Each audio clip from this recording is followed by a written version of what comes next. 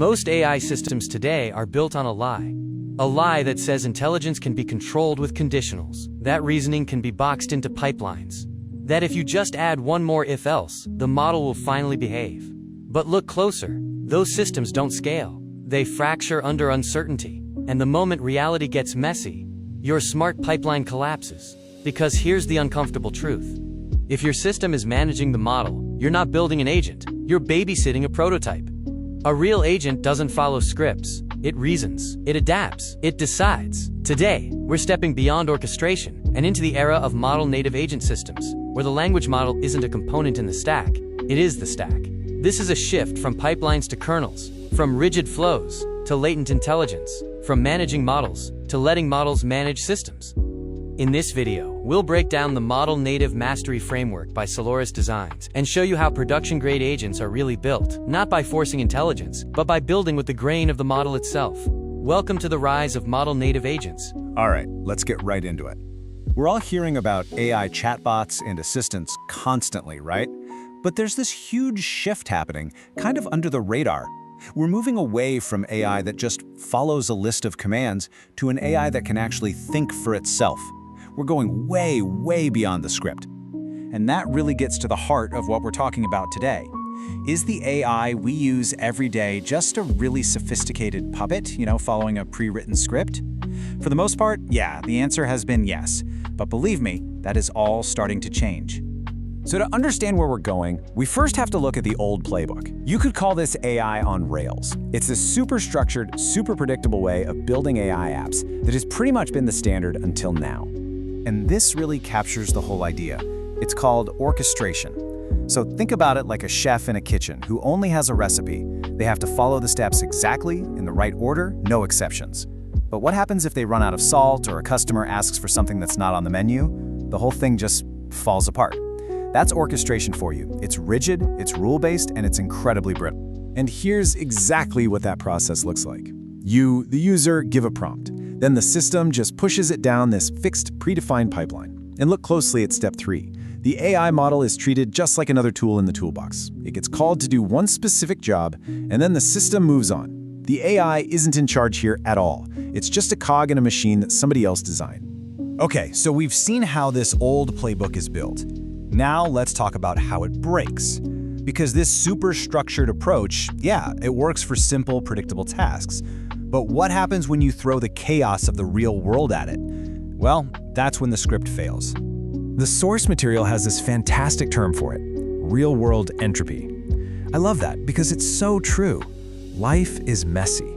APIs change without warning, user requests are vague, the data's never perfect, and a system that's built on a foundation of hard-coded logic is just incredibly fragile when it faces all that messiness. It can't adapt. All it can do is break. This comparison really lays it all out, doesn't it? Over on the left, you've got the old way, orchestration. It's brittle, it's rigid, it can't handle complexity at scale, and it treats the AI like a dumb tool. But on the right, you have the new way, agency. This is a whole different ballgame. It's resilient, it's dynamic, it doesn't just follow a plan, it makes the plan as it goes. And here is the most crucial shift of all. The AI stops being a component in the system and becomes the system itself. So this is leading us to a fundamentally new kind of AI. We have to forget the pipelines, forget the rigid flowcharts. We're now talking about putting the model in the driver's seat and letting it be the brain of the entire operation. And this quote from the source says it all perfectly. In a model-native world, the LLM isn't a component, it's the kernel.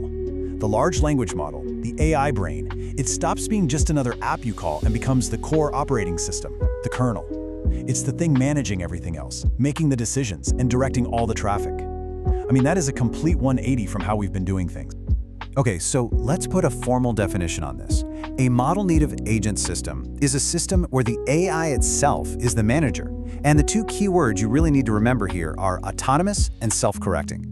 This thing doesn't need a human developer giving it a detailed script for every little thing. You give it a high-level goal, and it figures out how to get there on its own, even fixing its own mistakes along the way. So what's actually going on under the hood here? What gives these agents the ability to think? Let's break down a couple of the core capabilities that make all of this possible. First up, there's internal planning. So instead of just following a flowchart some developer drew up, the agent looks at a goal and creates its own strategy, completely on the fly. It can reason, it can decide what actions to take, and, this is key, it can change its plan if it hits a dead end. It's the difference between blindly following a map and actually being the navigator. And this is where it gets really wild. Native tool use. Okay, imagine this. You hand someone a really complex piece of machinery they've never seen before, along with the instruction manual, and they just figure out how to use it perfectly? That's what these agents can do as software. They can literally read the documentation for a new tool, like an API, and teach themselves how to use it to get the job done. This makes them unbelievably adaptable. Okay, so this all sounds amazing in theory, but what does it actually look like in the real world? Well, the source material points to some absolutely incredible projects that show these agents in action. Check this out, the autonomous researcher. You can give it a really complex goal, something like figure out the best market entry strategies for electric bikes in Brazil, and make sure to consider all the local laws and competitors. And the agent just goes. It independently browses the web, it decides which sources are trustworthy, it follows different threads, and it pulls all of that information together into a coherent report, all by itself. And if you thought that was cool, this one might actually blow your mind. The self-healing DevOps agent. It actively monitors a software system, looking for bugs. But when it finds one, it doesn't just send an alert. No, it diagnoses the problem to find the root cause. It autonomously writes the code to fix the bug, and then it submits that fix for review in GitHub. This is an AI that can find and fix its own problems with zero human intervention. It's incredible. So what this all comes down to is that this is more than just a new piece of tech. It's a completely new way of thinking. The source calls it unlearning the pipeline mindset. We have to stop thinking about building these rigid systems that manage AI models and start thinking about building AI models that manage systems. And this right here, this is the main takeaway of this whole explainer. The future of building with AI is not about writing a better, more complicated script. It's about tearing up the script completely. It's about making a shift from being a micromanager to being a leader. You define a clear goal, you provide the right tools, and then you trust the agent to figure out the best way to get there. Which leaves us with this final and pretty profound question. We just saw an example of an AI that can fix its own broken code. So when a system can autonomously identify and solve its own flaws, the potential is just staggering. What happens when we point that same power at much bigger problems? In science, in medicine, in engineering. When an AI can fix itself, what problems will it solve next? The era of scripted intelligence is over. Pipelines had their moment, but they were never the destination. What comes next is systems that reason. Systems that adapt. Systems where the model isn't following instructions, it's making decisions. Model-native agents aren't a trend. They're the natural evolution of how intelligence is built. And the developers who understand this shift early are the ones who will define the next decade of AI. If this video expanded how you think about agents, hit like. It tells us you want more deep dives like this. And if you're serious about moving beyond demos and prototypes, subscribe to Celoris Academy. We break down real architectures, real systems, and the thinking required to build production-grade AI in a model-native world. Stop wiring pipelines, start building kernels, stay synchronized, and we'll see you in the next one.